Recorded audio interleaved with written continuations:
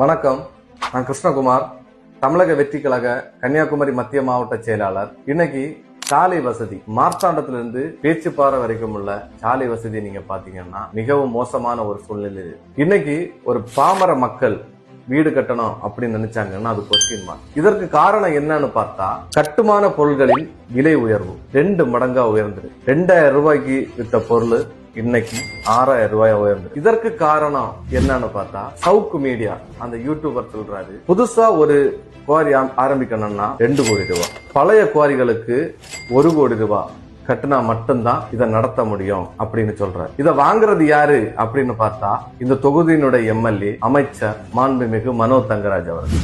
கன்னியாகுமரியில் இருக்கக்கூடிய quarry crusher எல்லாவற்றிலும் ஒவ்வொரு குவாரியும் கிரஷரும் 1 கோடி ரூபாய் தர வேண்டும் என்று மனோ தங்கராஜ் அவர்கள் மிரட்டுகிறார். மனோ தங்கராஜோட PA போத்திராஜ் என்பவர் தான் இந்த குவாரி ஓனர்களை எல்லாம் அழைத்து உடனடியாக 1 கோடி ரூபாய் தேர்தல் செலவுக்காக வேண்டும், கொடுக்கவில்லை என்றால் குவாரிகளை நீங்கள் நிறுத்திக் கொள்ளுங்கள் அல்லது மூடப்படும் என்று மிரட்டி அதன்படி வசூல் செய்து கொண்டிருக்கிறார். பல குவாரிஸ் 1 கோடி ரூபாய் கொடுத்துட்டு நான் இந்த தொழிலை பண்ணா எனக்கு லாபம் இல்லைன்னு சொல்லிட்டு பல பேர் மூடிட்டாங்க. இவர் இந்த கமிஷன்ல மட்டுமே குறியா இருக்காரு. மக்களுக்கு நல்லது செஞ்சாரா அப்படின்னு பார்த்தா உண்மையிலே இல்லை. இந்த 4.5 ஆண்டுகள்ல இந்த மக்களுக்கு எதுவுமே பண்ணல. இந்த மக்களின் கண்களை மறைப்பதற்காக அவரு இந்த புதுசா அங்கன்வாடிகள் ஆரம்பிக்கிறது, சின்ன சின்ன ரோடு கான்ட்ராக்ட் ஒர்க்கு, இந்த மாதிரி வேலைகளை மட்டும்தான் செய்யறாரு. அதுவும் இந்த அங்கன்வாடிகள்ல பணியாளர்கள் இருக்காங்களான்னு கேட்டா அதுவும் முறையா இல்லை. அதுக்கப்புறம் அவரு தேர்தல் வாக்குறுதியா போற வருஷம் எலெக்ஷனுக்காக தேர்தல் வாக்குறுதியா 36 வாக்குறுதி கொடுத்திருக்காரு. இந்த வாக்குறுதியில அவர் 1 கூட நிறைவேற்றி. சுற்றுலா தலங்களை மேம்படுத்துவேன், நீங்க போய் நம்ம சுற்றுலா தலங்களை எல்லாம் பாருங்க என்ன நிலைமையில இருக்கு. அதுக்கப்புறம் புதுசா முல்லை பூங்கா அடிக்கல் நாட்டியிருக்காரு. அது பேருக்காக இந்த 6 மாசம் மக்கள் கண்களை மறைப்பதற்காக அங்க ஒரு 2 பேர் ஒரு ஆள் வச்சு சும்மா வேலை நடக்கும். இந்த 4.5 ஆண்டுகள்ல மக்களை ஏமாத்துனது மட்டும்தான் இது. அவருடைய அரசியலை மக்கள் நீங்க பார்த்திருப்பீங்க.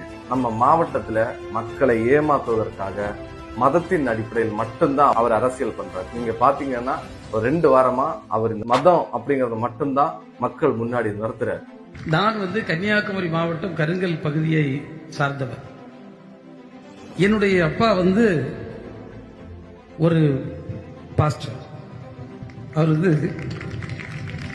ஒரு போதகர். நம்ம மக்கள் இப்ப எல்லாருமே விழிச்சிட்டாங்க. ஏன்னா தமிழக வெற்றி கழகத்தின் மேல் மக்களுக்கு முழுமையான நம்பிக்கை இருக்கு.